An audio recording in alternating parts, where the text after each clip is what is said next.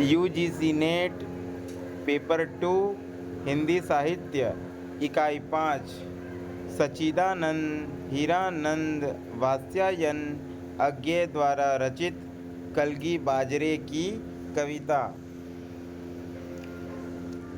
कलगी बाजरे की कविता अज्ञेय जी की प्रसिद्ध कविताओं में से एक है। यह कविता हरी घास में क्षण भर काव्य संग्रह से लिया गया है। इसका प्रकाशन 1949 में हुआ था।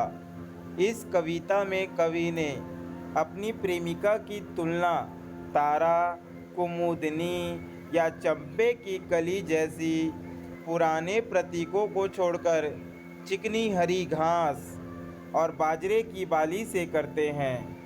उनके अनुसार हरी घास और बाजरा प्रेमिका के सुंदरता के निकट हैं। ये दोनों ही चीज़ें शहरवासियों के लिए जूही के फूलों से भी अधिक महत्वपूर्ण हैं। कवि इन दोनों के सादगी भरी शोभा से इतने प्रभावित हैं कि वे इनके माध्यम से सारी सृष्टि को अपने नज़दीक महसूस करने लगते हैं। अज्ञेय जी ने इस कविता के माध्यम से पुराने उपमान को छोड़कर नए उपमान का प्रयोग किया है। यह कविता मूलतः प्रेम और प्रकृति को अभिव्यक्त करती है। कलगी बाजरे की कविता। हरी बिछली घास डोलती कलगी छरहरे बाजरे की। अगर मैं तुमको ललाती सांझ के नभ की अकेली तारिका अब नहीं कहता, या शहद के भोर की निहार न्याही कुई, टटकी कली चंपे की वगैरह, तो नहीं कारण कि मेरा हृदय उथला या सूना है, या कि मेरा प्यार मैला है, बल्कि केवल ये उपमान मैले हो गए हैं। देवता इन प्रतीकों के कर गए हैं कुछ। कभी बासन अधिक घिसने से मुलम्मा छूट जाता है, मगर क्या तुम नहीं पहचान पाओगी? तुम्हारे रूप के तुम हो निकट हो इसी जादू के, निजी किस सहज गहरे बोध से, किस प्यार से मैं कह रहा हूँ। अगर मैं यह कहूँ बिछली घास हो तुम, लहलहाती हवा में कलगी छरहरे बाजरे की।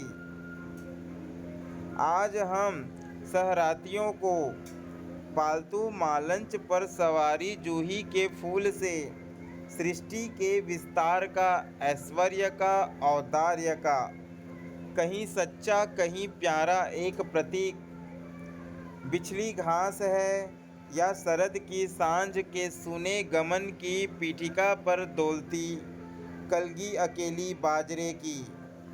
और सचमुच इन्हें जब जब देखता हूँ, यह खुला वीरान संस्कृति का घना हो सिमट जाता है।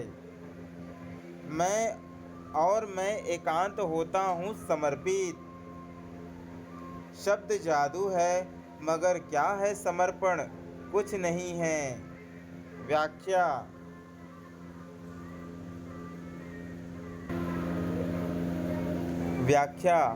इस कविता में कवि अपनी प्रेमिका की तुलना बाजरे की कलगी से करते हुए प्रश्न करते हैं। कवि अपनी प्रेमिका को चिकनी हरी घास या बाजरे की पतली हिलती हुई बाली कहना चाहते हैं। कवि प्रश्न करते हैं कि अगर मैं तुमको लाल होती हुई शाम के समय आकाश में चमकने वाली तारिका या तारा नहीं कहता, मैं तुम्हें शरद ऋतु के सुबह में पाले से ढकी हुई कुमुदनी नहीं कहता, या अभी अभी ताज़ा खिली हुई चंपे की कली भी नहीं कहता, तो इसका कारण यह नहीं है कि मेरा प्यार तुम्हारे प्रति कम हो गया है या मेरा प्यार मैला या झूठा हो गया है, बल्कि ये सब उपमान अब पुराने और मैले हो गए हैं। इन प्रतिमानों में अभिव्यक्त करने की जो क्षमता थी, अब नष्ट हो गई है। यानी सभी कवियों ने इन सभी प्रतीकों का कई बार प्रयोग कर लिया है, जिससे ये सभी अब पुराने हो गए हैं। जिस तरह बर्तनों को अधिक घिसने से उसकी चमक कम पड़ जाती है, ठीक उसी प्रकार इन सभी उपमानों का अधिक प्रयोग करने से ये सब भी पुराने हो चुके हैं। कवि अपनी प्रेमिका से प्रश्न करते हैं, क्या क्या तुम यह पहचानती हो? तुम्हारे करीब, तुम्हारे रूप के निकट, सिर्फ इसलिए इन पुराने उपमानों के साथ कवि ने उनकी तुलना नहीं की है। तुम्हारे इस रूप के जादू के कारण मैं अपनी सहज गहरे भाव बोध से, प्यार से यह कह रहा हूँ। अगर मैं तुमसे कहता हूँ कि तुम बिछली हरी घास में लहराती बाजरे की कली हो, हम शहरी लोगों ने पाले हुए बगीचों में जूही के फूलों को लगाया है, यह हरी भरी घास सृष्टि का विस्तार है, यही समृद्धि, ऐश्वर्य, संपन्नता, शक्ति, सहनशीलता, सभा का प्रतीक है। यह बिछली हुई घास इस संसार की सफलता, सच्चाई, प्यार का प्रतीक है। यह शरद ऋतु की सांध्य के समय सुने आकाश पर डोलती हुई बाजरे की कलगी उस जूही के फूलों से सुंदर है। जब जब मैं घास, बाजरे की कलगी को देखता हूँ, तो सचमुच संपूर्ण संसार वीरान होता हुआ दिखाई देता है। इस संस्कृति का समापन और भी सिमटा हुआ प्रतीत होने लगता है और तुम्हें स्वयं को अकेले ही समर्पित कर देता हूँ। कवि कहते हैं कि शब्द जादू है, इससे अपनी भावनाओं को अभिव्यक्ति मिलती है। कवि अपने प्रेयसी से प्रश्न करते हैं, क्या संपूर्ण कुछ नहीं है? क्या इसका कोई मोल नहीं है? क्या संसार के प्रति किया गया संपूर्ण कुछ नहीं है? कवि ने अंतिम कुछ पंक्तियों में प्रकृति के प्रति अपने अथाह प्रेम को दर्शाया है और वे इन्हीं पंक्तियों से एक प्रश्न उठाते हैं कि क्या यह समर्पण कुछ नहीं है? जो मैं अपने प्रेमिका के प्रति भाव रखता हूँ, उसका कोई मोल नहीं है।